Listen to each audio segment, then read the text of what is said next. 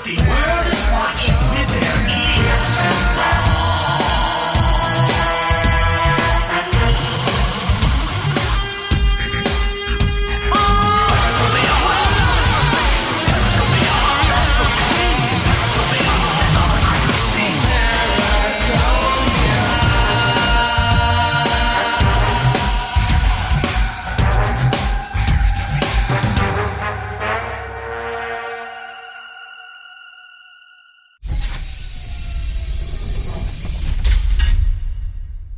Paratopia, welcome to yet another exciting road trip special.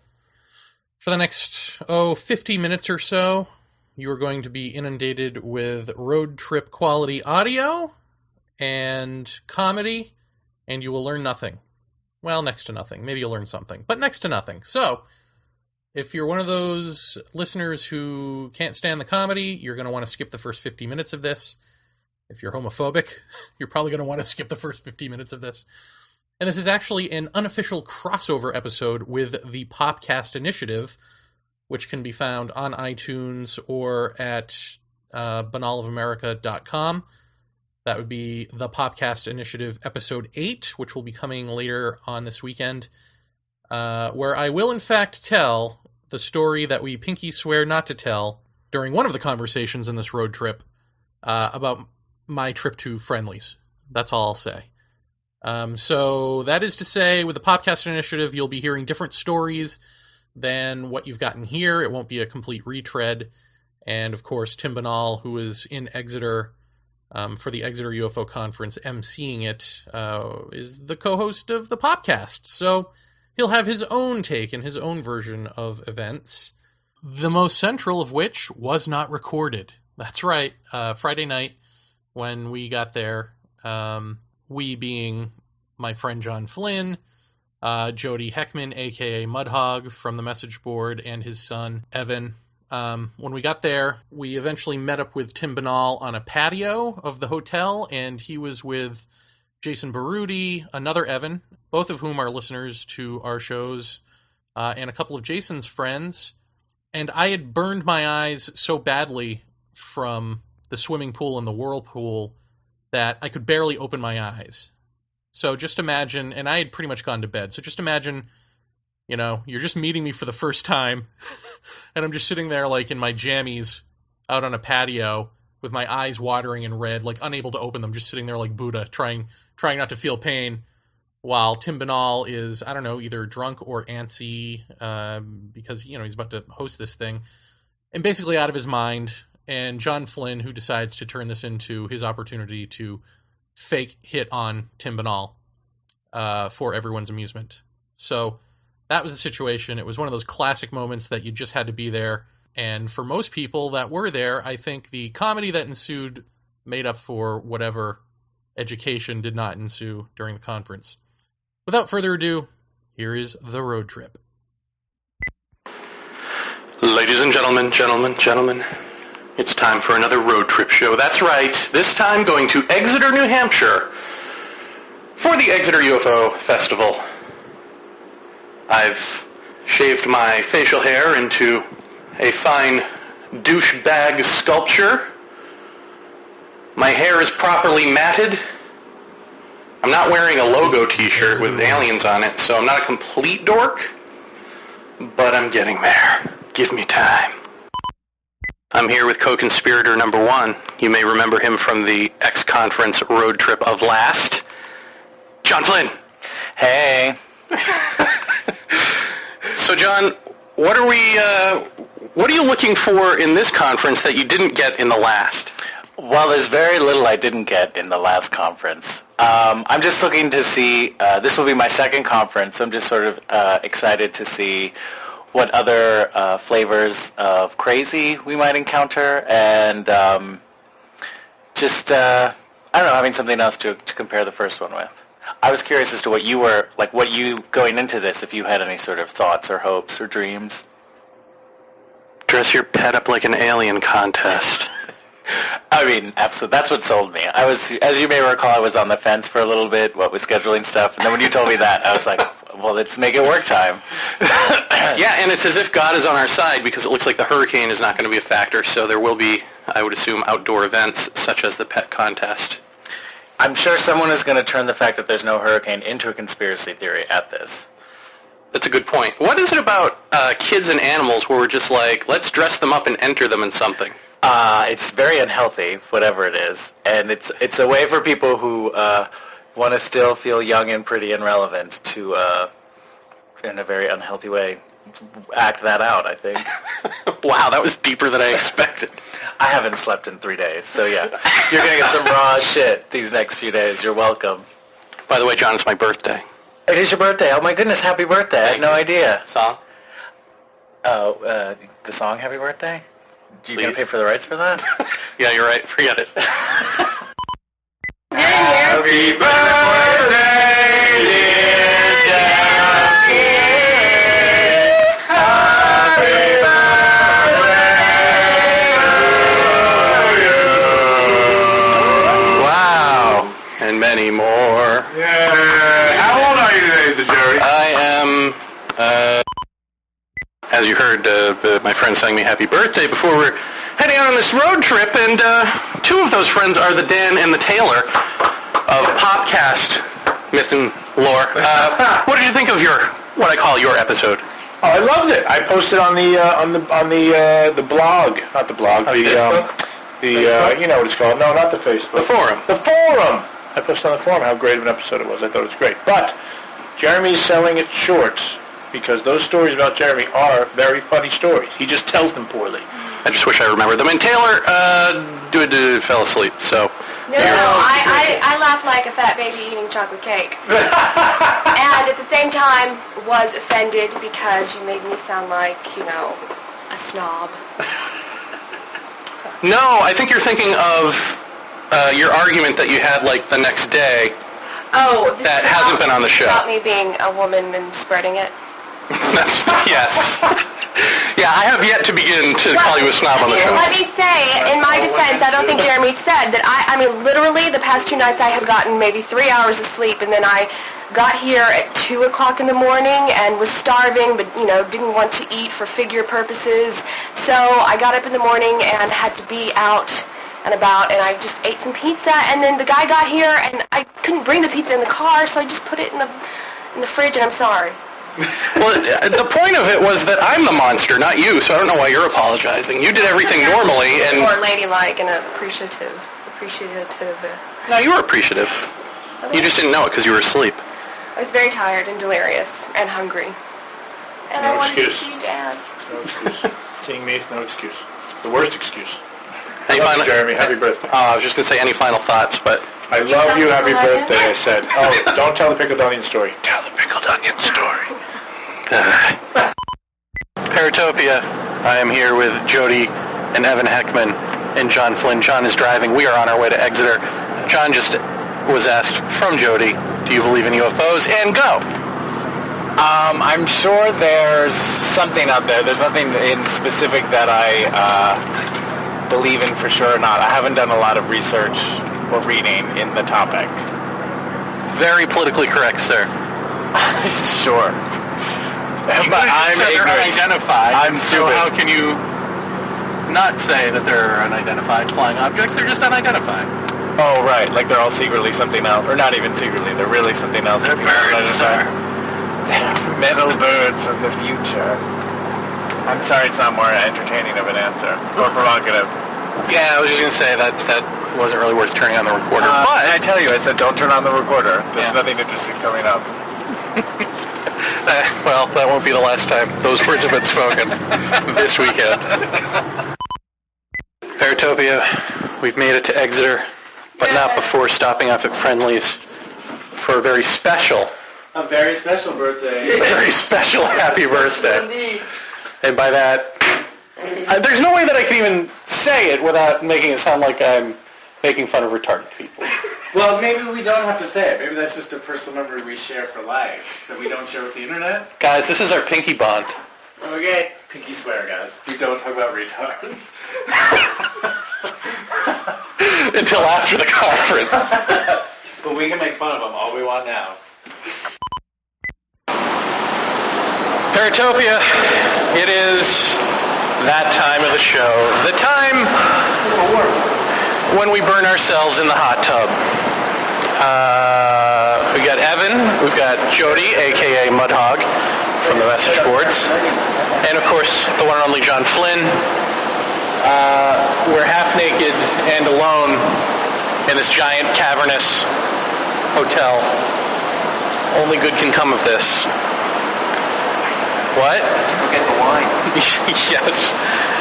I can't wait. Well, it's funny. This just tells you something about priorities. Jody wants to go get wine.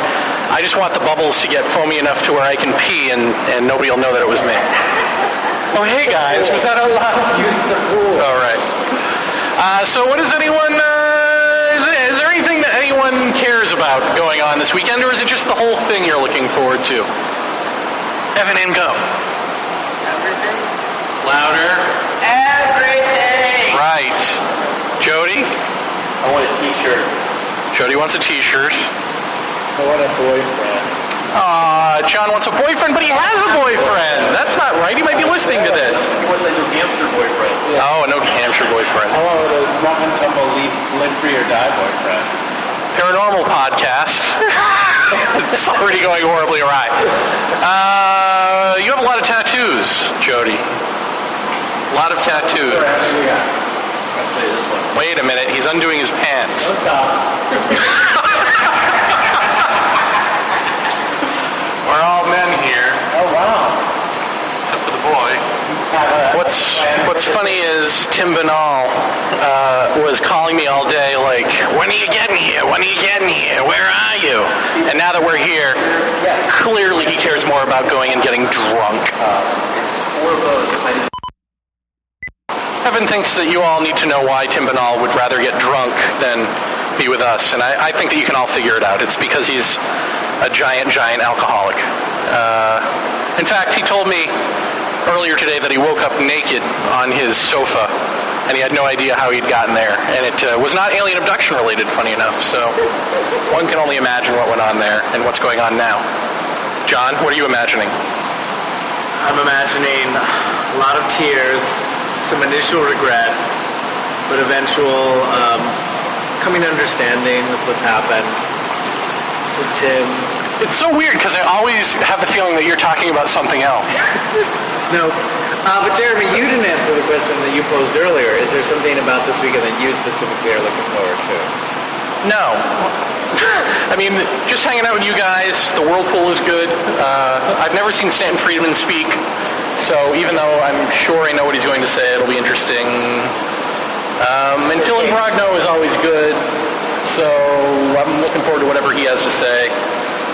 And of course, let us not forget the Dress Your Pet Up as an Alien contest, which... I'm willing to skip lunch for that one. Willing to skip lunch for that. Well, Tim Binnall said that he was going to try to pull strings to get me to be a judge in that, although it might involve some sort of fez hat. What will your approach to judging be? Do you think you'll be a Simon, a Paula, a Randy, an Ellen?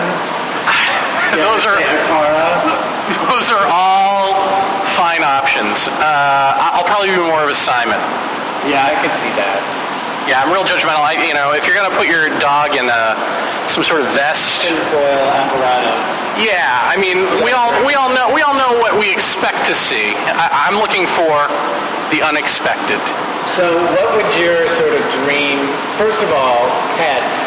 Never mind the costume. Like a dog, cat. Okay, we get it. But maybe like an iguana, a parrot. Yeah, I think if they dressed up an iguana like a reptilian alien. Somehow, could I become a judge for this? Like, could you say, like, oh, he's a Red Citizens Brigade, he gets, I can say it. I don't know that they'll know it. Oh, they'll know what UCB is here. Well, then yes. I got the feeling that the whole town is judging us, though. That's the fun thing. No, we're judging them. At least I am. Back to you, me. Paratopia. Night has fallen in Exeter. I just burnt the shit out of my eyes in a hot tub. And then we all met up with Tim Binnall and some people downstairs. Drunk out I'm sharing a bed with the one and only John Flynn. John. Hey, guys. Is this as much a dream for you as it is for me? It's something I always wondered about, but never actually thought would happen. How are we going to make this happen? I think it's happening. This is the greatest birthday present of all. I think Tim Binnall is in love with me. Tim Binnall is in love with you. He just doesn't know it yet. You've got to see through his tough Boston exterior, and I think you've done a good job of that. Oh, I think he knows it. I think he's just scared right now. But it's gonna happen. You just have to ease him into it. Yeah, that's what tomorrow's all about. But what about tonight? Tonight's for you. Tomorrow's for Tim. Paratopia, I gotta go. Paratopia, Saturday, September 4th. The big day. We're all eating our all-you-can-eat breakfast. We're all starched up. All starched up and ready to go. John Flynn, big question is, how was I? You know, to sleep with. Oh, very respectful, very peaceful, and you snore. I heard some other snoring going on in the room. I wouldn't say I was the worst offender on that front. There was a time when there was a symphony of snoring. Literally 3 different people snoring. In key? Oh no. There was no agreement as to key or tempo or what song you were even all snoring. I'm sorry. I don't know what to say. It felt like a duet between Yoko Ono and Bjork. Well, I just hope that's a foreshadow of things to come. I don't know what those things could be. That would be a great duets album. I would buy that, especially on a day like today. What is a day like today? Anything change overnight? You met Tim Binnall. Did that go as planned? I didn't think I would fall so in love so quickly. Did you think that he would go for you in quite the way that he did? Well, it was interesting. I had been led to believe he would be more of a sort of a sparring partner in the comedy way, and he just seemed much more insecure, so I think I maybe came on a little too strong and started off on the wrong foot. I do believe I began to win him over, and I'm sure, as I said last night, I will fuck that dude before this weekend is out. The conference begins now. The first speaker's Steve Firmani. He's talking about MUFON, the organization. He is the head of New England MUFON. So far, blithering idiot. Coloring shocked. As it out through the Midwest states boundaries, it became a world-class UFO organization. The name was changed to Mutually UFO Network. That allowed the acronym MUFON to remain the organization in Chile. John, I see you're tweeting away. What are you writing? Well, follow my Twitter feed, JFly99, to find out. Usually at UFO conferences, they have speakers who, for instance, know how to speak. But Exeter's not afraid to buck the trend and give us a chromosomally deficient non-speaker first. But I guess get him out of the way, right? Who knows what the day will hold? Well. Mr. Friedman there, isn't it? This is Stan Friedman. All of them. All of him. Welcome. I'm warning you. It's hot as you know what in there. I've been inside. Hey, I see I'm not the only one who came out to escape. What happened to your little speech about I drove 10 hours here, I'm going to see everything? It was worth it to see Mr. Binnall and John Flynn. So you're saying you're done? You're done. I made the climax already last night, so. Yeah, it's like listening to that man speak in the heat. There's no air conditioning in there, folks. So it's just hot as balls and muggy, and there's a man speaking, and it is like studying for an exam you're never going to take. He's just reading verbatim off of the slides, and you're sweating like Mike Tyson at a third-grade reading test. Yes, I am. So, I'm outside. He's driven me from the room. 5 hours in a car, be damned. I think I'm done. That's why he's the opener. We survived the hurricane, though. I mean, God, it's awesome out here now. Tim Binnall, the host of the Exeter UFO Conference, the MC. I just wanted to let you know, we found out what you didn't. The Incident at Exeter is, in fact, the Betty and Barney Hill. No, it's not. Yes, it is. No, it's not. Yes, it is. No. Yes. Let's go while I have a cigarette. No, dude, it was a whole different thing. It was a UFO sighting. But it was related. In 1965. But it was related. It was related to the Betty and Barney Hill incident. Well, tangentially, I suppose, since John Fuller wrote a second book that was called Incident at Exeter. That's how... No, I think he wrote Interrupted Journey. Then he wrote Incident at Exeter. No, they were saying this other dude wrote Incident at Exeter. What other dude? I don't know. Steve Firmani? Yes. Okay, so once again, nobody knows what Incident at Exeter is. I just told you what it is. Yeah, but you're wrong. The woman who's like the coordinator of this thing just explained it to us. She's probably fucking wrong. And she's from Exeter.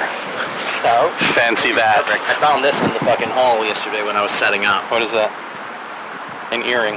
Tim Binnall applying an earring. Nice. It's lovely. It's a giant, like, disco hoop-looking thing. Yeah. By the way, the UFO... So it works with the... Should I just go up on stage after Steve Firmani's done, just totally straight-faced like this? Yeah. Like Steve Firmani, everybody. Yeah, that earring and then eyeliner in the other eye. The other eye, yeah. Odd Fellows Hall right across from the UFO conference. Is that perfect, I don't know, serendipity? Is that serendipity? Serendipity? Yeah. Serendipity. Betty and Barney Hill case. Never.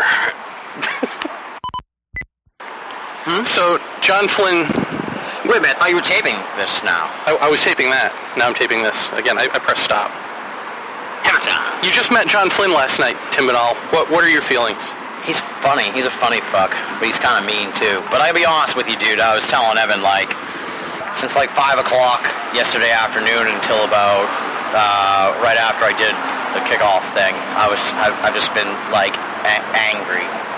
So it's probably like it boiled over. Well, I could take you like I don't know if it was maybe it's what you do when you drink or maybe just when you're hyper or whatever, but you were shouting like the whole night. And it was like, why is he shouting everything? Now I'm seeing you today and you're not shouting everything. So I'm like, okay, that's not just his normal voice. No. I was just like fucking really high strung last night.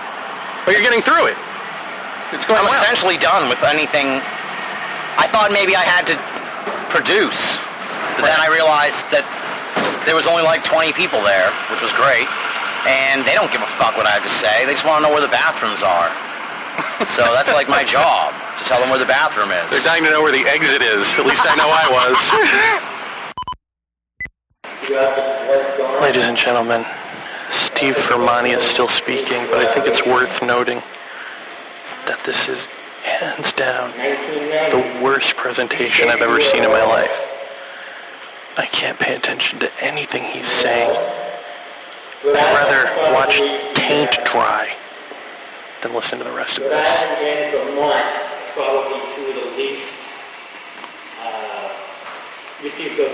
John, how high would you have to get to make this interesting?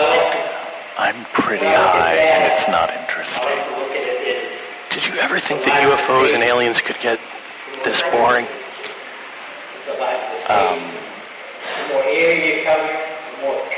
It's like watching the first Star Wars prequel again. Minus Jar Jar Binks. I thought you were going to say all Jar Jar Binks. Yes, if Jar Jar Binks had a thick Boston accent and a lisp. Just picture the scene in Ferris Bueller's Day Off where the teacher says, Bueller, Bueller, Bueller, and that's going on for 2 hours. That's what this is. Good morning, Exeter. Meanwhile, John Flynn has started his campaign of sexually harassing Tim Binnall. We'll see where this does and does not lead. We just had what I can only say is a classic Steve Firmani moment where he said, There was a sighting in Fitchburg, Massachusetts in 2002 of a triangular craft that even he didn't know about, that didn't make the papers, that he only found out about through MUFON. And why is that? And then he says, probably because no one's heard of MUFON. Then he says to the audience, how many of you have heard of MUFON? And all of the audience raises their hand, to which he replies, okay, about half of you. Quality material, folks, just not for UFO studies. Jody Heckman, you've traveled hundreds of miles, numerous hours, and you see the Provident Bank, Exeter's only community bank, with a big welcome sign with an alien face on it. Does that make you immediately want to open up a bank account in Exeter? No. Actually, there's an Exeter down near me, too. Any relation? Yes. Was there an incident there? Do we know what that was? Because we still don't know what's going on here.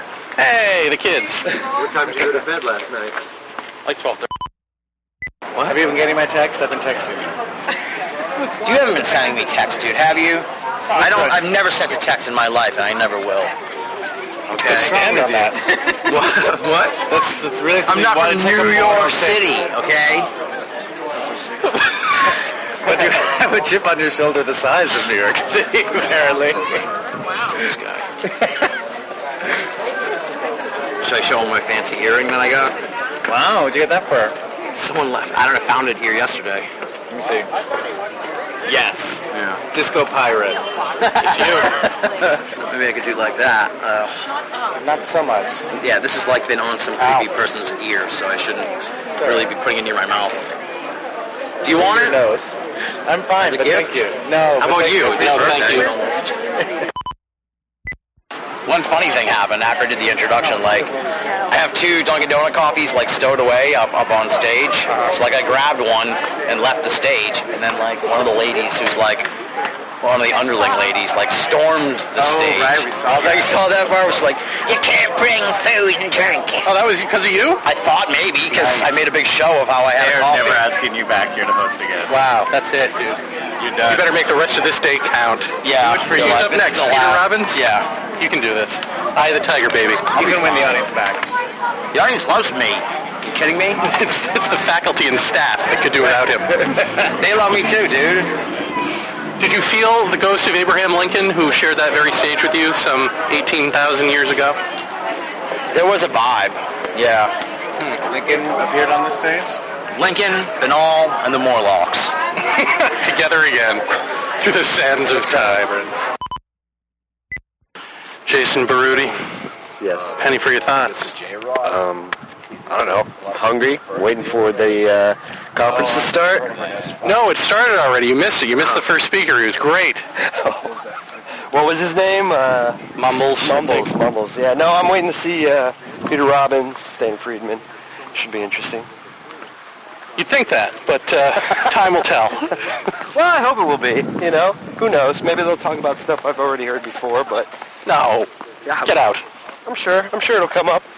But you know, it should still be fun. I'm having a good time. It's nice to meet you and everybody else here. It's lovely meeting you as well. Well, thank you very much. Oh, that's pleasant. Paratopia. Exeter is heating up and dehumidifying, so that's good. Just watched Peter Robbins talk about something where if you're Jeff Ritzman, you're going to say, well, of course. So the Pease Air Force Base is inextricably linked to UFO sightings around here. I mean, he made this statement. So that's Jeff's, well, of course, it's all secret technology. But, and I also learned that there's a lot of UFOs that are around here that are colorful, blinking lights, windows. It seems to be... The radio's not Jeremy. Oh, my God. You finally said, Tim Binnall, what I wanted to hear you say. They're going like hotcakes. I'm going to try and work a good parade in, too. Yeah, please do. But you were basically right about the incident at Exeter. So, I told you, yeah. I know, and you had no idea what this was last night. You did your homework. Staying up till 5 a.m. did you some good. Really need one of my world-famous naps. It's not. I went back to the hotel to get my flop sweat rag. Go ahead. And get my gels for my shoes.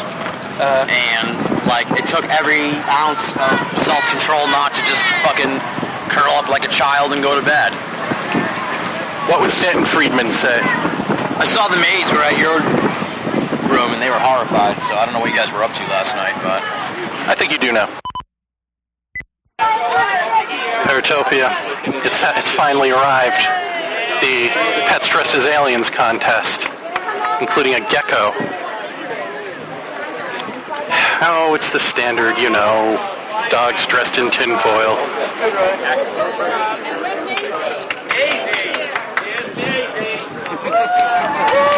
There's Daisy. Daisy getting more applause than Steve Firmani. Look at that poor dog with the eyes.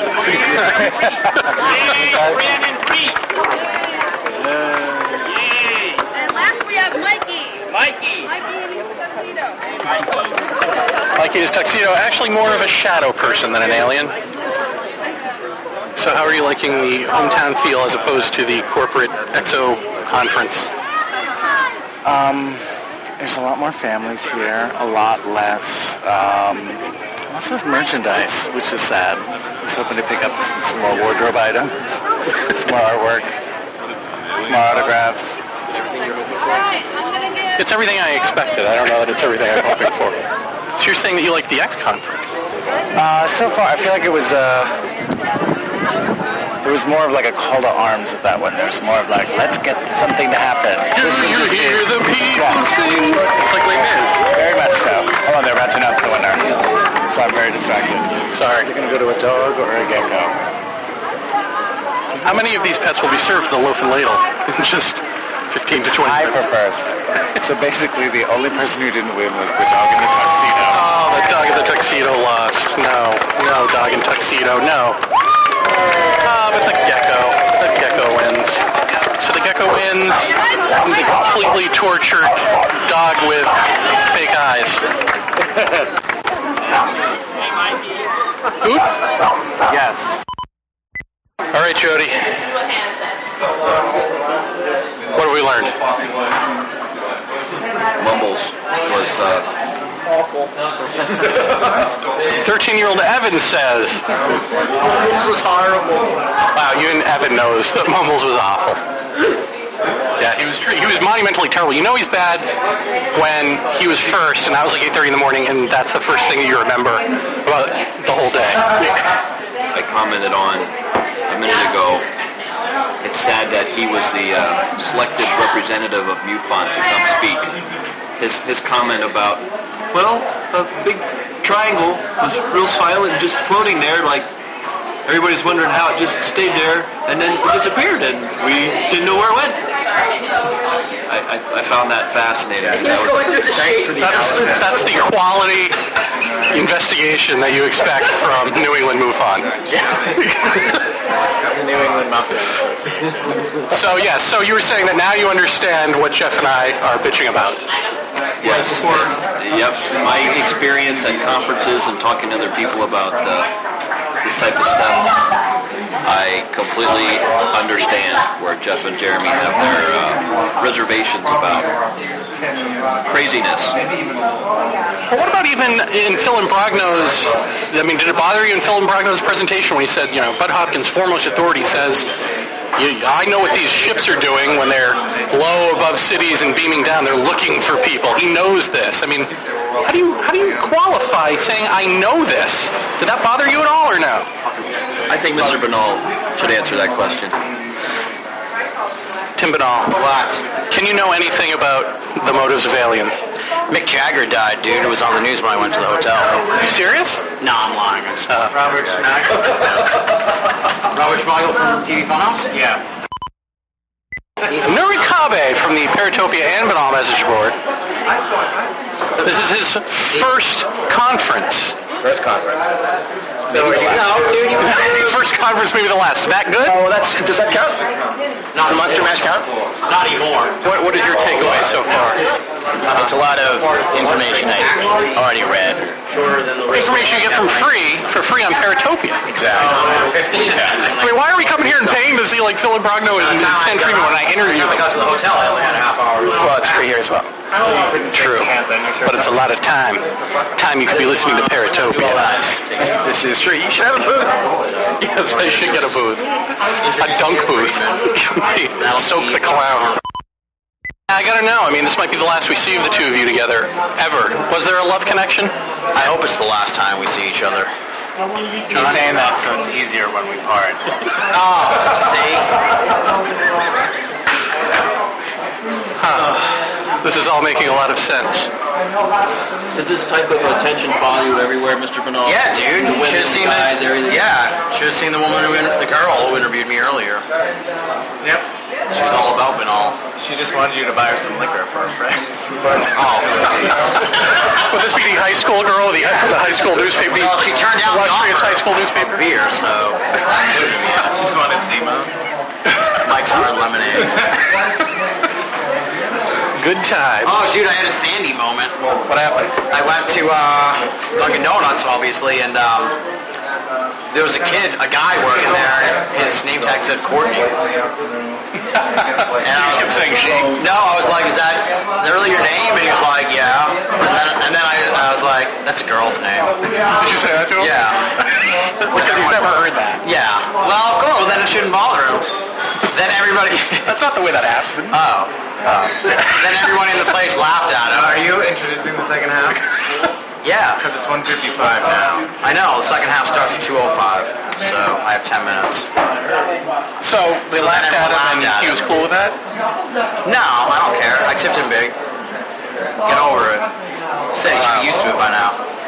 Wow. Then the girl who also was working, she was pretty cute too, probably in high school, and her name tag said Cassie. And he's like, her name's Dave. Yeah. And you're like, this is why you're working at Dunkin' Donuts. Yeah. I was like, well, no, it doesn't look like any Dave I've ever seen, dude. And he's not like any Courtney you've ever seen. What? He's definitely not. He's like, no, it's not. When I said it's a girl's name, I was like, all right, buddy. Are you moving here? Are you moving to Exeter? I would love to move to Exeter. It's fucking awesome here. I don't know if I buy the whole trying to build it up into like a UFO mecca. Well, I'm not buying that.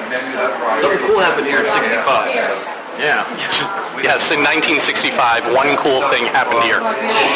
Incident at Exeter is not the Betty Hill. I know. Wasn't that woman telling us that it was? The coordinator of this event told us it was Betty Marty Hill. Go figure. Stan Friedman gets a standing O by about 1,000 people. It was packed in there, and of course, as mentioned, there's no air conditioning. It's hot and humid. I'd like to thank whoever it was that consistently farted the entire time.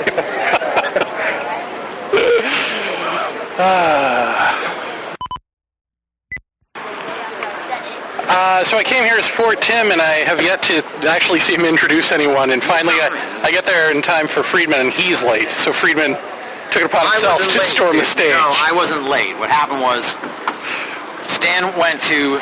This is how huge a star Stan Friedman is, and it's kind of frightening, because he actually just went up to set up his slideshow, and apparently, like, from the moment his foot hit the first step, the place went crazy.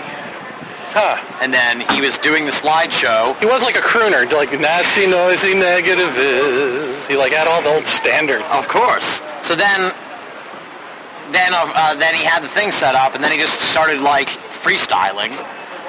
And it was like, why do you need... Ancient astronomers! Yeah. Well, he was like, he did all... Remember how I said I was going to cover Friedman? He did that part.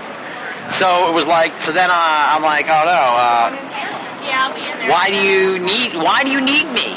Yeah. Why do you even need me? You've already gotten a standing ovation, dude. And you sold every book before you even hit the stage. Yeah, like, I have a feeling they know who you are. Yeah. So then... But then he's like, are you going to introduce me? And I'm like, why? No one wants me up there now. You ruined the moment, dude. No one wants to hear I'm taking you off of the microphone. That's not. I'm gonna get like heckled, dude. You're putting me in danger. So then I introduced him. I thought he hated me afterwards, but then I saw him after he did his thing, and I was like, "Hey, dude, sorry about all that." He was like, "Don't worry about it. It's okay, man." He turns into Sammy. Sammy Davis Jr. Double standing ovation. Love it. I'm gonna do this more often. It's good meeting you. Good meeting you too. You're funny too. Have a good rest of your conference. Whatever. Just stay out of trouble, dude. All right. I'll give you what you wanted this whole time. There you go. Like the East and West coming together. John Flynn and Tim Binnall playing a game of grab ass one last time. My goodness. Now he's carrying him down the aisle. Picture? Should someone take a picture? I wish. Yes. John Flynn, you're the perfect guinea pig for this little he said. Except I wasn't paying attention, but go on. All right. Well, Stan Friedman proverbially holds up the blacked out document and says, look, the government is covering up UFOs. Look at all this black mark, right? Right. Jeff Ritzmann says, well, wait a minute. Why would they even give you that? Why not just give you the thing that says, sorry, can't give you any information, unless they want you to hold that up at conferences, believing that this is UFOs, so people will laugh it off and not realize that it's secret U.S. technology or Russian or whatever. Which do you think makes more sense? Well, it doesn't really make sense that the government would be like, here's a piece of paper that's all blacked out. But maybe there is some sort of weird arcane law that says they can do that, but not give like that one piece of paper that said deny in toto or something like that. Like maybe there's some certain law that as long as they give you a piece of paper that appears to be that thing, right, then they're okay. Then they can't be held accountable for something. I feel like if we go back to the Nazi flying disc connection, if that's true... Let's go back to the Nazis, because it's always a good thing. I mean, if that's true, then might that not be what they want to cover up, that all this technology came out of these stolen Nazi scientists? I will leave that to Wonder Woman, which I believe was all said in World War II. I know nothing about what you're talking about. Thank you for coming, John. Always a pleasure. Can't wait for the next one. Oh, by the way, just to get this on record, you actually, it's official. Yes. You like the X conference better than the homemade sweet potato pie Exeter conference. I mean, I enjoyed this for what it was. I was hoping for, like I was trying to encourage Tim last night. Like, I wanted the bold statement. I wanted the radical idea. You like the delusional rebel with a delusional cause kind of thing. Yeah, it's much more interesting than these lectures, which I felt were just people going, here's something, but no sense of like, here's what it adds up to, or here's what we should do with this information. It just felt like, here are boring facts, here's, minutia and status, and like just who cares, but no sense of like, this is what we should do, this is how we should interpret this is how we should react to it. Here's, it's building toward anything. It was just like, well, look at all that. Sometimes scientists make mistakes. Thank you. Buy all 8 of my books. That's what that last lecture was to me. All right, but the other one is disingenuous, right? Because they're giving you answers that they can't possibly know. I mean, if you get an answer about an unknown, then that's a wrong conclusion. Wait, what do you mean? I mean, we're saying unidentified flying objects. Right. You say unidentified flying objects and this thing called alien abduction. Right. This is what we've got on the table. And from there, you can either say, look at this stuff, now buy my books, or you can say, look at this stuff, we got to demand answers, we got to make contact with these people, we've got this whole intergalactic constitution laid out, they're just waiting for us, blah, blah, blah. I feel like as an audience member, if I had questions, none of them would have been answered. And I don't feel like I'm leaving here with the sense of, here's what I can do with this, here's, again, it's just, here's information, here's confusion. Jody's worth out of the conference. Exactly. It was free after all. Okay, so you're saying then, just to wrap up here, you would rather be lied to about what you can do As long as it gives you a sense of purpose and drive, and you get behind it and go, yeah, even if it's hollow, like a movie. No, why does it have to be a lie? Because it's all a lie. So the whole thing is a lie. So if the whole thing's a lie, I say go big. Like the X conference, where it's like I emit gold pellets from my body, as opposed to like some people said they saw a ship, other people said they didn't. Huh.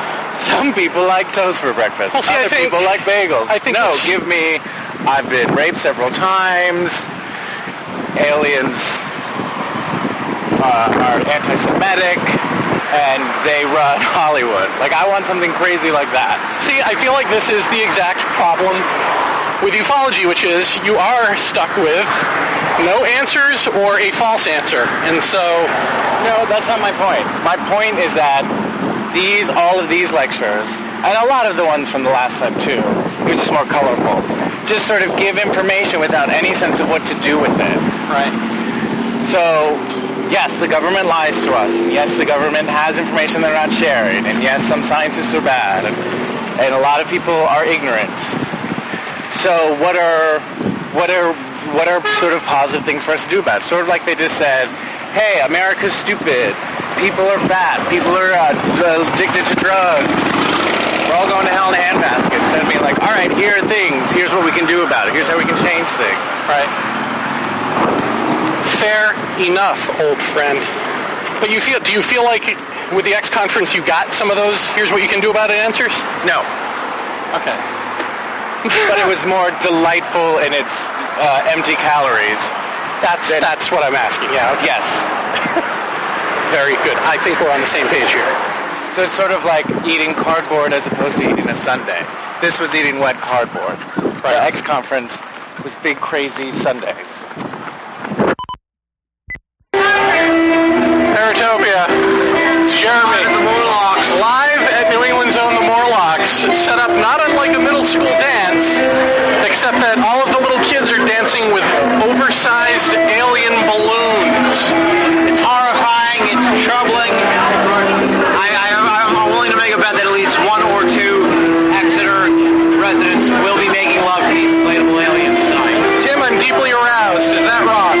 Again, I'm afraid that someone will be making love to the inflatable aliens tonight. Vaeni, now you've stepped up to the plate. Well, here's my girl. You are the sun, I am the moon. You are the word. The lights just went out, and everyone's looks are being improved by 33%. This could be more surreal than any UFO conference I've actually been to, I think. Yeah, well, there's a guy playing with a marionette up there, too. Of course there is. Yeah. But he doesn't know he's playing with a marionette. No, that's his date. This really begs Jeff Ritzman's eternal question, what are we doing here? Yeah, no, that's the Morlocks I came to see. Rock out with your antenna out! Because people have antenna. No, really. Not surprisingly, Fran, not to be mistaken with Franny, wearing the antennae and the silver lame shirt, has grabbed Tim Binnall for a hot and heavy close dance. I'm disgusted and aroused at the same time. How are you? I'm great. Can't be too hot and heavy if you dance with his hand that's walking. Paratopia, I just want you to listen to this for a second.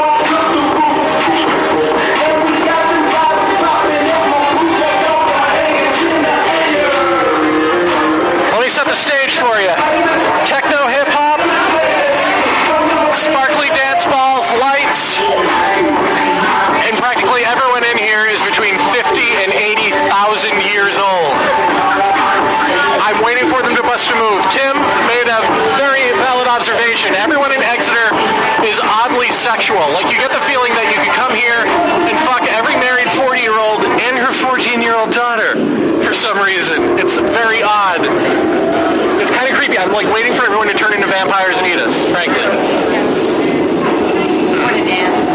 Or to dance. Yeah, or either one is going to be fucking scary beyond belief. But one way or another. Vaeni out. Tim Binnall, here we are. We've slept together. We've conferenced together. Oh, well, we slept in the same hotel room together. It wasn't nearly as exciting as what you and John Flynn had, but... Oh, please. He snores like an animal, everyone. I didn't get a fucking ounce of sleep. That's true. So, any final thoughts? Penny for your thoughts, Tim Binnall. I don't really have any thoughts. My feet hurt. I'm tired. Your grundle. My grundle hurts. I'm tired. Grundle, no relation to the fact that we slept in the same room. No, it has nothing to do with that. My grundle hurts from the excessive walking. And I'm convinced... On my balls. Oh, wait, no. Yes, I've been walking on your balls. It's a massage technique. Should I give the 3 leftover beers to the maids? If you think that'll help. Help what? We don't need them to clean anything. We're leaving. Well, we could clean something. My grundle. Get some beers, a little attention. Yeah, leave them for the maids. So, how do you feel you did? How do you feel the weekend did overall compared to the Monster Mash? Go. Oh, 1,000 times better than the Monster Mash. Great turnout, great speakers. Not that we had great speakers at the Monster Mash too, but I don't know, it's hard to compare them actually, but overall the weekend was great. What about your performance? I was happy with my performance. Tim, were you? Yeah, I think so. I was pretty happy. Not from what I saw. Oh wait, I missed everything. Yeah, you didn't see any of my appearance. Came to support Tim, never saw one opening. Left at 3 and fell asleep. Let's not leave that part out. That's how I roll. Yeah, it was a great weekend, great speakers, had a lot of fun. I think you can agree now that you've been here, Exeter is really an amazing place. And without pandering, yes, Exeter is lovely. Without pandering to our own audiences, have you noticed that, like, our listeners are normal human beings a step above some of the fray? I did, actually, yeah, I did notice that all of our listeners who were up here were all normal people who were cool and, like, that you you didn't, but you'd have a beer with. You know? Right. Not you, but... No, not me. Me. I wouldn't have beers. I'm civilized until I sleep. And then it's like fucking animal time. Yeah, then it's like flashback to the tuberculosis era. It's like, someone didn't get his TB shot as a kid. Like, what we have here with Mr. Vaeni is the last remaining tuberculosis case in American history. Patient 10,200. That's not me, by the way.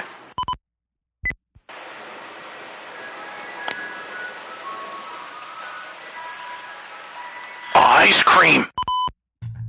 This is Phil and Brogno, paranormal investigator and scientist sometimes. You're listening to Jeff and Jeremy on Paratopia.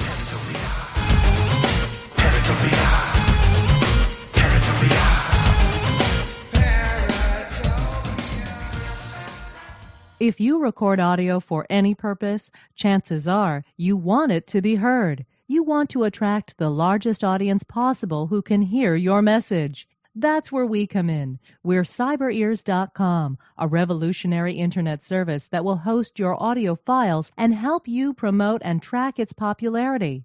Considering hosting a podcast to the world? We have all the automated tools to make the process as simple and easy as it can be. No technical mumbo-jumbo to work out. CyberEars.com does all the work for you. You record it, we take care of the rest. So don't delay. Go to CyberEars.com today and register for a free trial account. Upload your audio files and get heard. With CyberEars.com, it's your audio on your terms. Hey, this is Stacy. This is Jeremy. Be sure to check us out on the Black Fridays podcast, where we explore the esoteric one conversation at a time. You can check us out at www.theblackfridays.net. It's a little bit freaky. And we will see you there.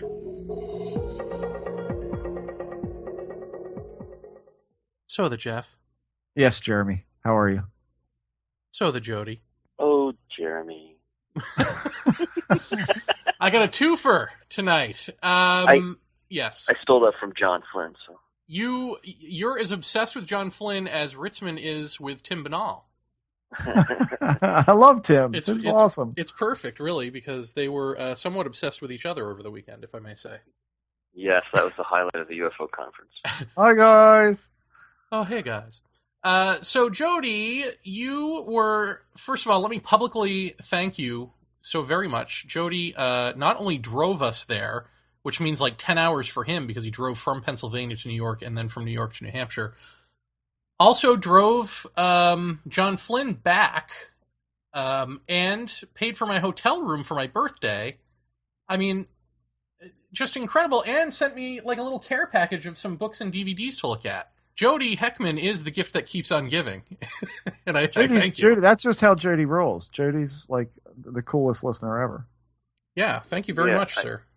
I think what comes around goes around, and whatever, you put out there, you get back.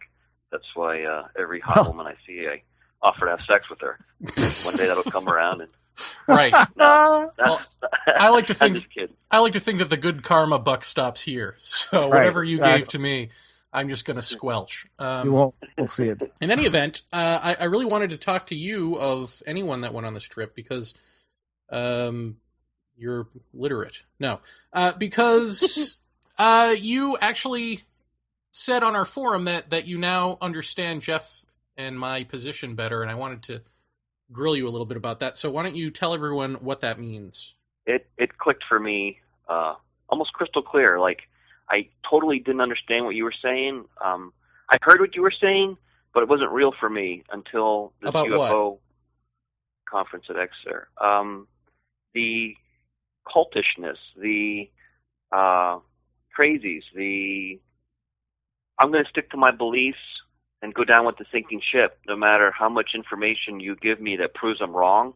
The motivations for the people that are in this. I don't have a lot of experience. I have more book knowledge, fringe interest, fringe experiences, more than, I guess, the average person, but not near what you guys are doing. I appreciate your perspective that you take on this, your stance on it, your open-mindedness, and all of my experiences, including I've been out to Gilliland's ranch a couple of times, and I have a lot of respect for him. The books I've read, I never really felt like somebody was a total off-the-wall loon. I am a country bumpkin, naive. I'm not going to say ignorant, but I'm kind of... Well, you saw what I did at this conference. I was, I drove. I just went along, and whatever I could give, I gave. I'm not motivated by anything other than helping. That's what I do for a living. I mean, I help people. I like it. It makes me feel good about myself, and I don't think I'm in it to need that to feel good about myself. I'm happy and comfortable with who I am, and I give what I can, and that's, I don't know, my niche, I guess. But when I got up to that conference and started seeing some other stuff, not necessarily behind the scenes, but I don't know, it just clicked up there for me. There are some people that are just freaking batshit crazy. Now, was this the speakers only, or are you talking about the people in the audience? Did you interact with other conference attendees? I think it was all the pieces of the puzzle fit together. It wasn't just one thing. It was a lot of little things. I hate to do this. God bless the soul for standing up in front of everybody. But the gentleman that was there representing all of MUFON for the whole New England sector, Steve Firmani, was not even a high school level public speaker. I mean, the stories he was telling, the way he was speaking, his presentation, the whole setup was a joke. It was really, really bad. And my son and I looked at each other after about 5 minutes, and I'm like, let's get out of here. It's nicer to sit outside on the sidewalk and talk to strangers than to sit here and listen to this. Yeah, well, I thought it was hysterical, especially because before that you were saying, like I was dying, it was like 8:30 in the morning, this thing starts, I just wanted to sleep. And you're like, I'm not missing any part of this. I drove, 500 miles to see this or whatever, however many hundreds of miles it was. And then within 5 minutes of Steve Firmani, the very first speaker, you were done. It wore you down in 5 minutes. And maybe the 5 minutes that I heard, the perspective that they hold and stick to, I don't remember what it was, but I'm like, this is ludicrous. What is coming out of his mouth is like pure crap. How can anybody stick to this and believe it and dedicate so much time and energy to it? Maybe a whole bunch of people don't. That's why he's up there representing the group of them. I don't know. But yeah, I got to say, I was disappointed in, well, even Phil and Brogno, who I love, just in terms of it really being about book sales. It's like, I've got this theory you can read about in one of my 8 books.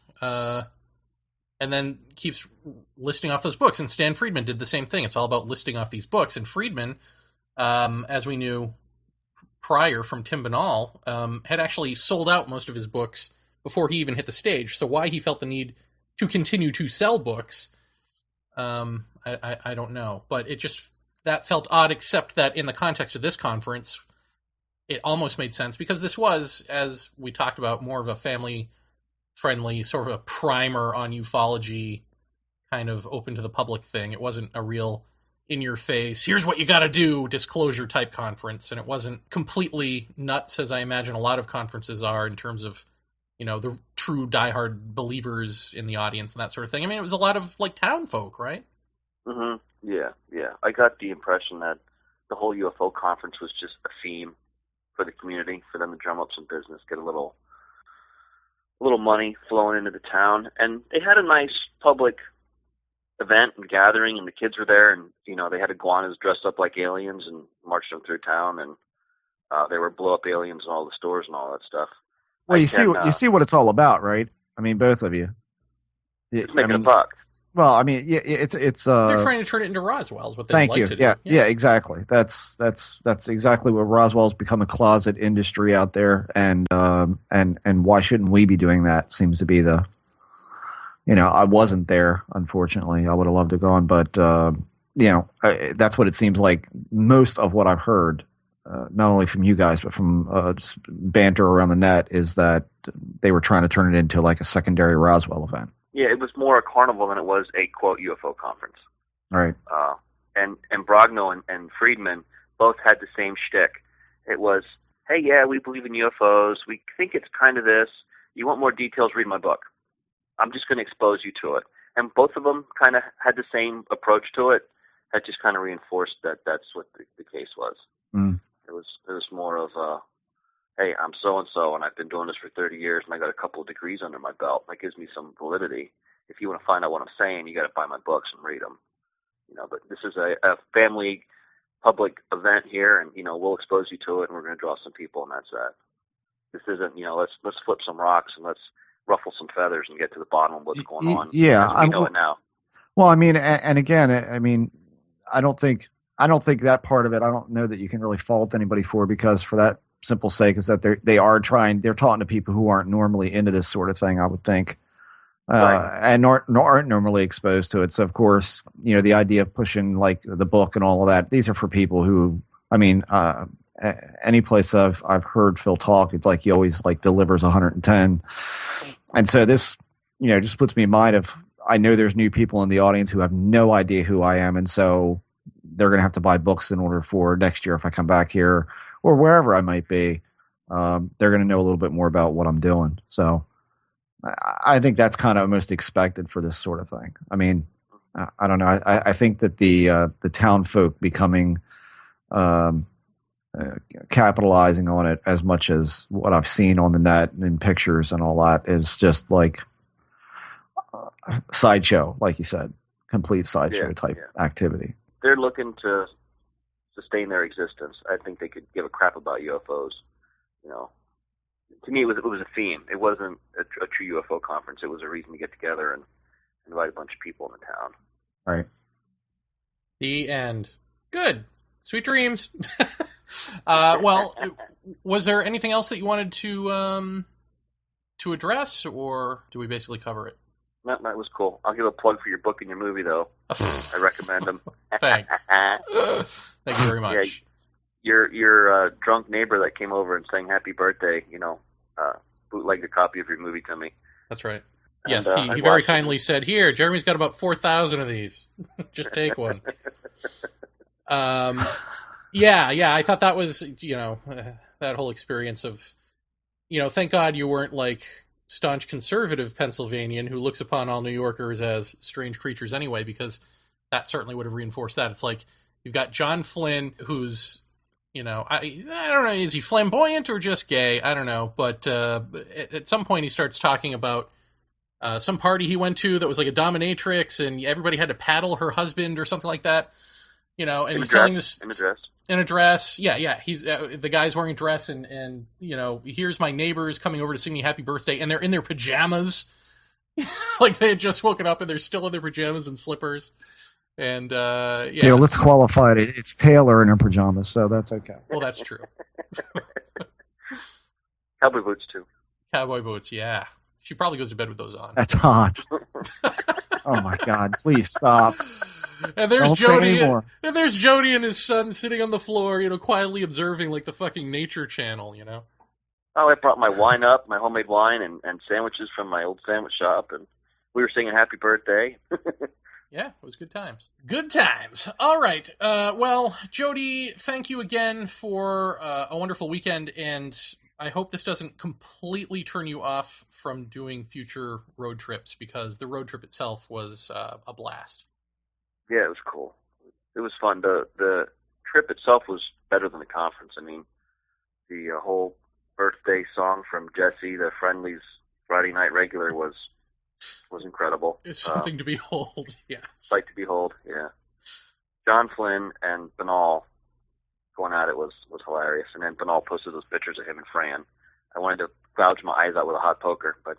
Yeah, if you want to go to Binnall of America and scroll all the way down on his forum to the very last piece of it, which I think is the Podcast Initiative, and go in there and click on his Exeter links with the photos, you'll see Tim Binnall rocking out with this super old woman with alien antenna on, and I mean, they're grinding on each other. And it was every bit as real as it is in those photos. So if that's what you want to see in your life, if you want something your eyes can never peel away from, it's those photos. God. That's right, I said it. All right, well, Jody, once again, thank you, and thanks for staying up with us, and sweet dreams. All right, man. Thank you very much. It was a pleasure. It was fun. It was cool. Yep. Bye-bye. Have a good evening. You too. You too. Good night. Ah, the Jeff. Alone at last, alone at last. Yes, Jeremy. Here's my question for you. Thank you. I'm doing well. The incident at Exeter. Do you actually know anything about it? Do you care about it? Was it a big influence on you? Or does it pretty much hold no sway? Nope, and nope. Good. Because what I thought was interesting was when we were there, the woman who was it was like a husband-wife team, I think, that was in charge, and the wife described the incident at Exeter completely wrong. Huh. Like she'd said Betty and Barney Hill, and she said, someone wrote one book and another guy wrote another, and it was the same guy who wrote both. It was all like convoluted and screwed up. And what was really funny is on Friday night, Binnall made it known that he had no clue what the incident at Exeter was, and yet he's emceeing this thing.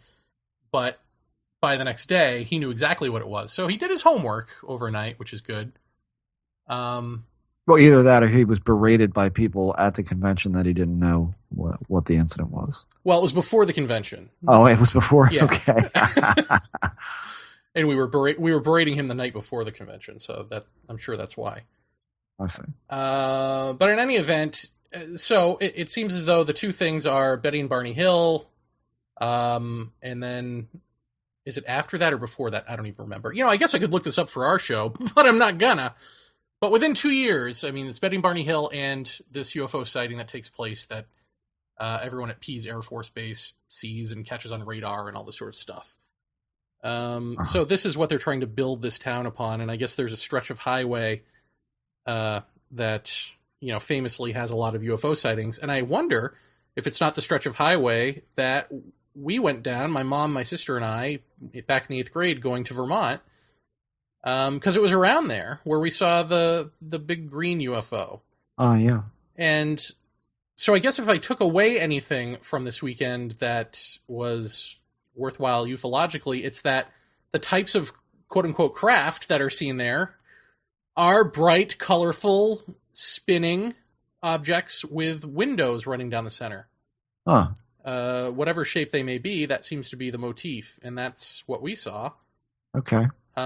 So this gets me back to what is it about certain locations that have certain type of craft associated with them? Like you think Gulf Breeze, you think Bubba, you think Belgium, you think, giant triangles, so on and so forth. Right. What is that? Well, I mean, when you're talking about someplace like Gulf Breeze, I mean, you're talking about a place that's virtually surrounded by top secret military bases. And you don't just have Bubba there. You've got all sorts of craft there, structured and lights. I mean, Bubba is ostensibly is a light. When you're talking about Pine Bush, New York, you're talking about everything from gigantic triangular craft with all sorts of little appendages a la Ellen Crystal to flashes of light in mountains and all sorts of weird phenomena. It's not just ufological up there. It's also all sorts of other weird things that I can attest to personally. And I think all these places, I mean, part of me says, hey, was Gulf Breeze inundated back in the day with UFO sightings because people showed up to see them specifically? That's the kind of thing I wonder about. But then you go back in some place like Gulf Breeze, all the way back, good Lord, to the 50s and earlier, and there were sightings going on, not dissimilar from Ed Walters' stuff, and even more in your face. Eglin Air Force Base had a major sighting there. So I don't know. I mean, some of them seem to coincide with ancient sites and some don't. I really don't have any idea why a hot spot becomes hot and then loses its hotness, as Gulf Breeze did. So I don't know. Someplace like the White Mountains in New Jersey, or I'm sorry, in New Hampshire, and Exeter, and I don't know, where else could you pick off the top of your head? Well, Phoenix, of course. All these places seem to be having sporadically increased stuff happen here and there. But again, does that mean anything? I mean, the next thing you turn around, it could be New York City. It could be Queens. It could be, Joppa, Maryland. It could be anywhere. So, I mean, who's to say? I don't know. Yeah, but to me, it's just the fact that, I don't know, that the characteristics of certain areas of the object scene seem to be uniform. With the exception of, well, you're saying Pine Bush, but even, yeah, you're right. I mean, there are some places like Pine Bush, I guess, and like, Skinwalker Ranch, where it seems to be, there's all sorts of, cryptozoological things, as well as ghost lights, as well as whatever. Yeah. That just is a whole host of stuff. But then, like I said, there are these specific waves of things that happen in areas. And I wonder why how is that even possible? Well, if it's not government, I mean, Well, and that's probably the easiest answer to come to when you they're testing a project and that project evolves and therefore it all looks similar to the same type of thing. I mean, people have said that about Gulf Breeze. I don't necessarily think that's what Gulf Breeze is, but it's certainly a distinct possibility that there's something like that going on, or was. And I don't know. I mean, geologically, you could say that Pine Bush is a fairly unique environment there. I mean, Phil's been on to talk about the magnetic anomalies in that area. Certainly the American Indians regard that place as a sacred spot.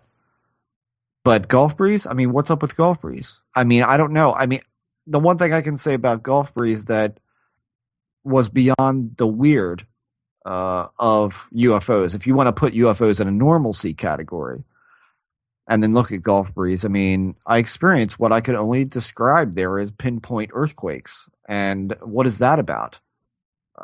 Whether or not it was actually a tremor or whether it was something to do with the equilibrium disturbances or what have you. But I can tell you that me, and if I had three people standing around me, two of us would feel it who were standing closest together and one wouldn't, and it would be within a matter of 2 feet away. So, that certainly speaks to something very strange environmentally, to me, at least. Maybe it's as simple as, there's another dimension with people that have flying vehicles the way we have cars, and so if one pocket opens up in what would be one nation, you see triangles, and another would be round things, and another would be something else. Maybe it's that. We're just seeing different countries overlapping. Our own Earth. Yeah, but I think it's a little pedestrian for Paratopia. So, and then when you see something like Skinwalker or Pine Bush, it's like that's the slums or like the Badlands or something. That's what I'm going with. You been eating anything funny tonight? Or? I'm just curious. Yes, as a matter of fact, I almost ate a whole pizza. That's kind of funny. Oh well, there you are. I don't know. There's certainly different hot spots, hot for different reasons, I'm sure, but I don't know. And like I said, I mean, some places, who's to say that it's not one sighting sparks another, sparks another, sparks another, sparks a wave of interest. And what I found interesting about UFO flaps is that they seem to gain and wane in popularity just as the phenomena wanes and gains in its appearance. So it almost seems to coincide with the amount of attention. I mean, certainly when Ed Walters came out with his photographs at Gulf Breeze, it became the mecca of all UFO flaps next to Mexico City. And as far as I know, Mexico City is still hot as far as sightings go. Whether or not, or what percentage of those are actually legitimate unknowns or not, who knows? But certainly the interest there is quite high. So I don't know. That's the only thing I've noticed about any particular hotspot or flap is that the level of activity seems to coincide with the recognition of it, and then seems to wane as popularity goes out. When I spoke to Bland Pugh, who was the lead MUFON guy in Gulf Breeze back in the days of Ed Walters and all of that, I asked him, I said, do people still go to Shoreline Park to skywatch? And he said, no, they don't. I mean, as ridiculous as it may seem to us, or as absurd as it may sound to us, they got tired of seeing Bubba night after night after night. They got tired of it. It became old hat. And so they stopped going. And I said, well, are there still sightings going on? And he said, not really. And I said, well, when did they stop? And he said, pretty much when we stopped going to Shoreline Park. No, I mean, is there something to be said for that? I think there is. Yeah, indeed. Yeah, I'm surprised actually Gulf Breeze hasn't tried to do what Exeter is doing and turn themselves into a tourist trap. But maybe they're already a tourist trap because they're, beautiful, located on the ocean, small, rich town. So maybe they don't beautiful care. Beach country. Yeah, it is. It's a beautiful place. I don't know. I mean, I think certainly the Gulf Breeze UFO conferences were big for a while, and I don't know. I think that area down there, and I'm speaking completely out of school. This is only kind of what I've gathered just by talking to different people, is that there was a decided split in that whole community of ufologically minded people, and that split was, I assume, at times rather nasty and venomous, and so there became two factions of UFO-minded people down in Gulf Breeze, and that I think that was the beginning of just kind of the downward slope slide of interest. You're just going to get tired of dealing with the bullshit and walk away, especially when the phenomena is not presenting itself as it used to. So, Jeremy, you're always kind of asking me questions about this or that, so I have one for you. Uh-oh.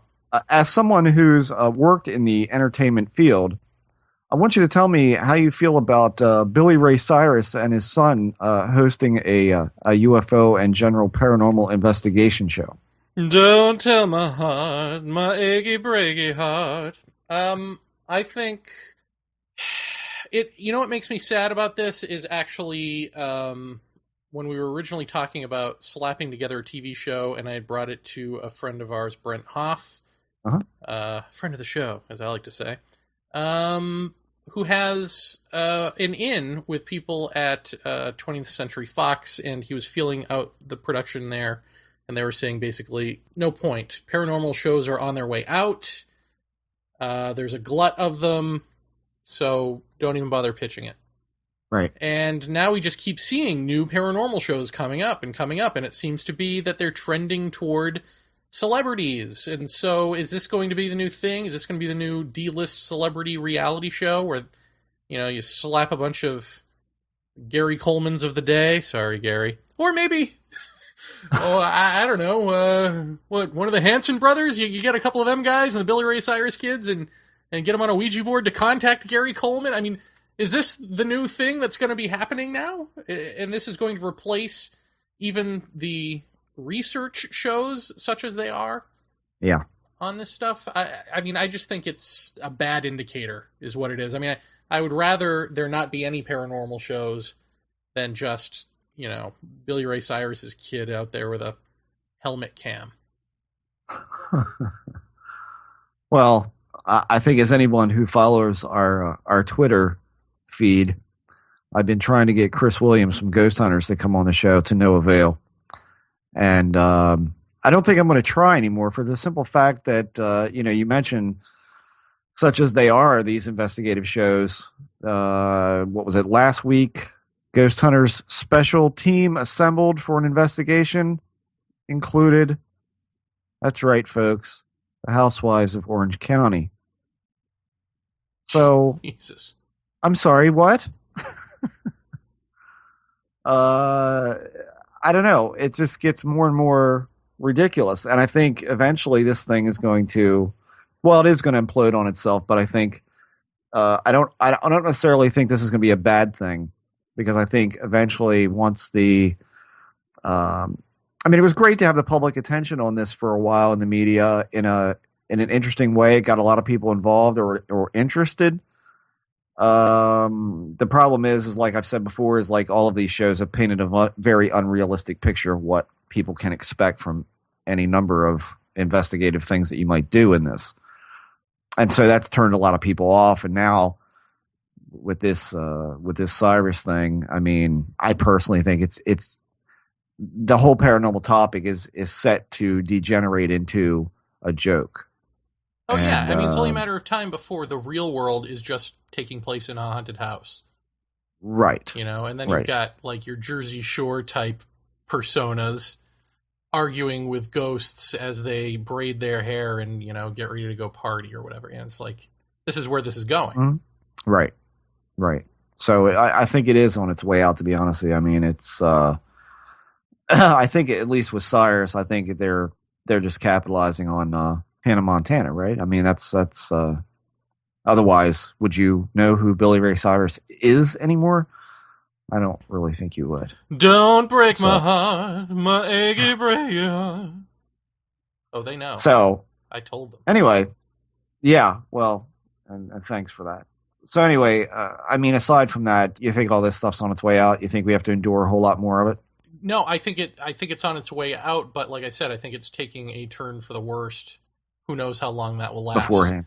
I mean, I think on its way out, the next wave is going to be a resurgence of it just purely as crap entertainment in a way for, like I said, reality D-list stars to, I don't know, try to rekindle their career or something. I mean, that just makes sense. It seems like the natural progression. It's like the final frontier for these crappy reality shows with these crappy stars, right?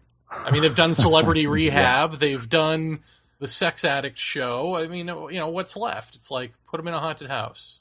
Give them a flashlight and put them in a field of Greer, Yeah. Do you think there's any hope for, and you having been, in entertainment? Yeah. I mean, do you see that there's any hope at all for a truly serious-minded, interesting paranormal show to be on TV, aired as a regular show? Well, first of all, it's up to people to have a backlash against this stuff, and then it's up for producers to perceive that. I mean, it's all about market. If they think that there's a market for smart stuff, then they'll buy it. What creates a market for smart stuff better than completely dumbing it down to where people are just fed up with everything they're seeing and want it off? I mean, I think it could backfire in our favor to that extent. Then you got to ask, okay, so what would they replace it with? Would it be like, would the quote unquote smart thing be like you were talking about this ancient astronaut show you saw, which was like with who was it, like Giorgio Tsoukalos and Bill Burns, and was Right. Dolan on that too? I don't remember, but just, you know, I mean, I don't think he was on that one, no. I mean, are you asking, are they going to really have people like us on there? I don't know. No. I mean, I don't think they're at that point yet, you know? I mean, this is what we're dealing with. At the Exeter thing, Stanton Friedman, his whole speech was about where science went wrong, right? That's his book, Where Science Went Wrong. So it was all about scientists who thought they knew everything about a certain subject and they were wrong. And so they've got to step outside their box. But as we all know, or at least anyone who listens to this show knows, Stanton Friedman is the exact example of someone trapped inside of his box. It's as if he stepped outside the box of the mainstream to believe in UFOs and aliens, and that was enough for him. And he created his own box in there and said, I know what this is. And so part of the reason he hasn't had to change his tune in all the years that he's been in this is because the opposition hasn't changed, right? So the skeptics will say, none of it's true. And then he'll say, you guys are stuck in your own box. You don't understand that, you know, you can be wrong. And that's the back and forth that happens. What should happen is that someone like us comes along and says, no, you're right. There is something to all of this. We know that. We just don't know what it is. So let's explore it. And I think that would upset Friedman, because then he'd be like, well, we know what it is. We just, you know, we've got all these documents the government knows, or, you know, whatever. It's aliens. You know, that's going to be the answer. And so that becomes the new push-pull. Is it aliens, or is it something else, with the acknowledgement that it is something unexplainable or unexplained? So all of this is the long-winded way of saying, I think you can't go from 0 to 60 in 4 seconds with this. You can't go from crap celeb-reality right into, like, smart, truly outside-of-the-box thinking. I think you have to bring it right back to, unfortunately, a Stanton Friedman type thing, because that whole dialogue dynamic hasn't changed. The skeptical stance hasn't changed, and so there's no need for the opposite view to change. I think we're evolve. Or evolve. I mean, I think we're permanently stuck there, you know? Did that make any sense? I hope that made sense. Yeah, it does. I mean, I think, you know, at least from my standpoint, I mean, I've been watching Morgan Freeman's show, the wormhole thing. And, I mean, there's a show right there that is, granted, it's on the Science Channel, and so anybody tuning in there is looking for something educational. But that's a hugely entertaining show and really thought-provoking. And again, granted, they're talking to scientists and not ufologists. But they've touched upon extraterrestrial life and the nature of is there a creator type of question? You know, big questions, deep questions. And I just watched that last night. You know, is there a creator? And they went around to people like Dr. Persinger and endless physicists who are trying to come up with the equation that basically joins the universe together and looks past the Big Bang. Like, what if we were wrong about the Big Bang, and what if this is something else? And they spoke to both sides of an issue that's decidedly controversial. That is, you know, either it's designed by a designer or it's one big organized group of chaotic molecules. I mean, it went from one side to the other, and it did it really well. It didn't favor either side. And I look at that and I go, now why can't somebody make a paranormal show that establishes a sense of ground in it, that establishes baseline rules, like this is what we're going to accept as some sort of evidential experience or physical evidence of some type, and this is what we throw away. I mean, again, doesn't it seem to be what we said about ufology? It's like it's largely in the garbage can, like paranormal TV is largely in the garbage can right now. And so, is it possible to take ufology and redefine it, reestablish protocols to a certain degree as much as you can with this phenomena, which is admittedly hard to do? And then can you gather like-minded, open-ended people who don't particularly have a preconceived notion of something, they just don't know what it is and they would like to know more, and then eventually that rolls into becoming the field. In other words, you leave the fringe behind. You leave the exopauls behind. I hope so. I mean, I think you could probably pull that off in another country that already takes this stuff seriously. But Yeah. I think, and especially one in which television isn't completely dominated by advertisement dollars and all of that. Right.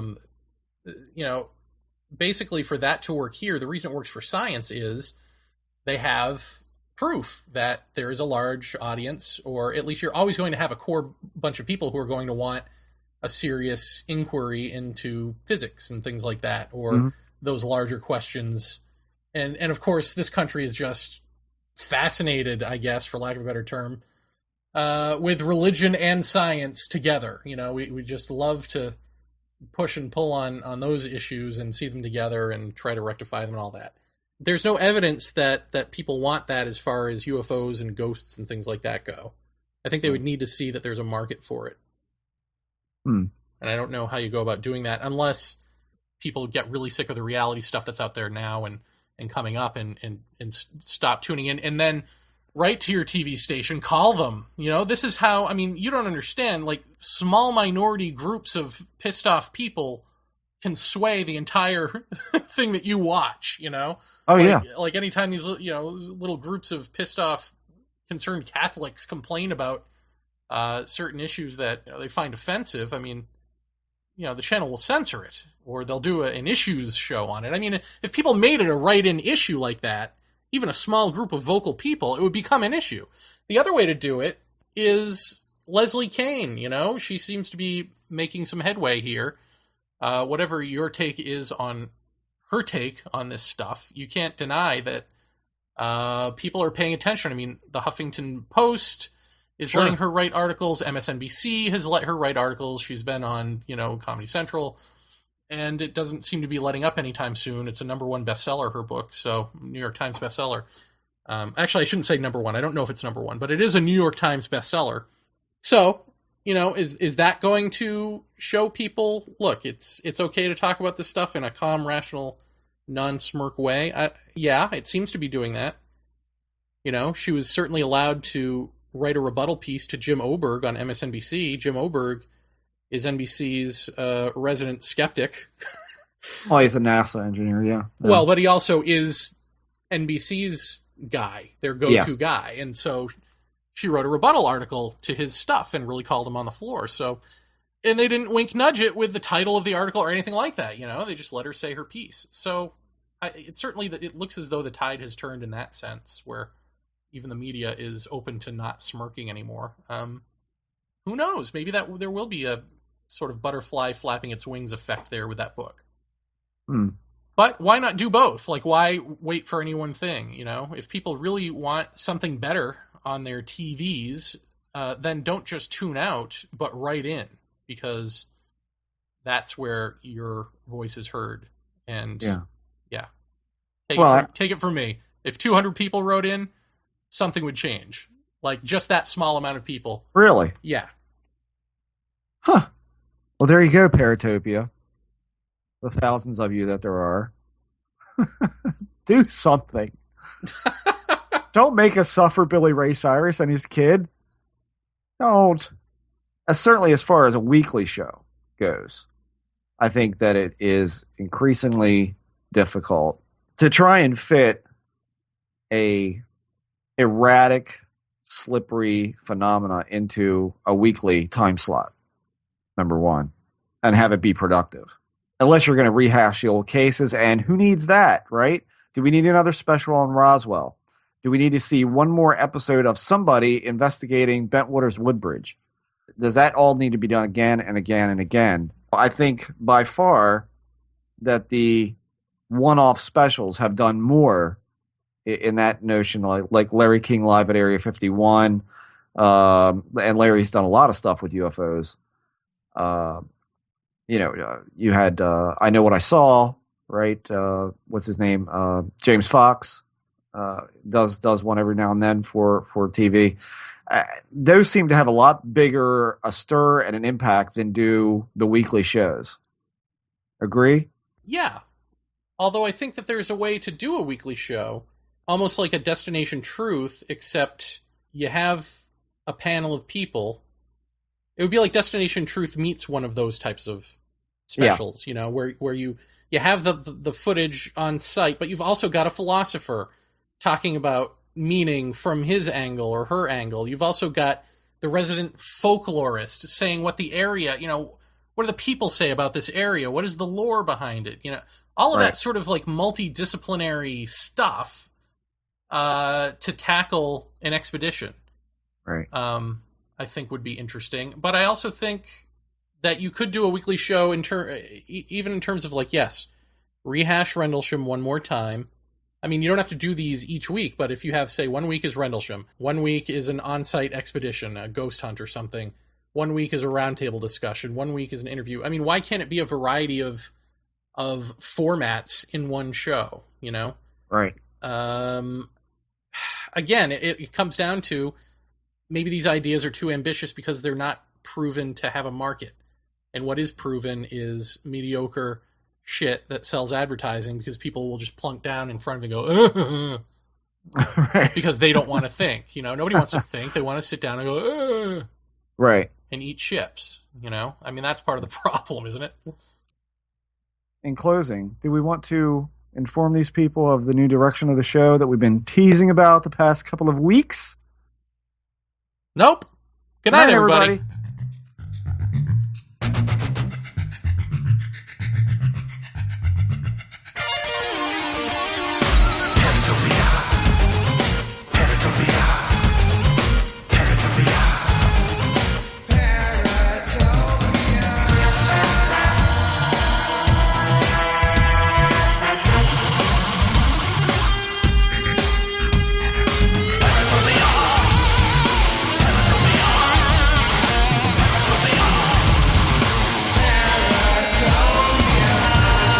Jeremy, I got a question for you. Your computer... I wasn't recording. Start over. Oh, for fuck's sake.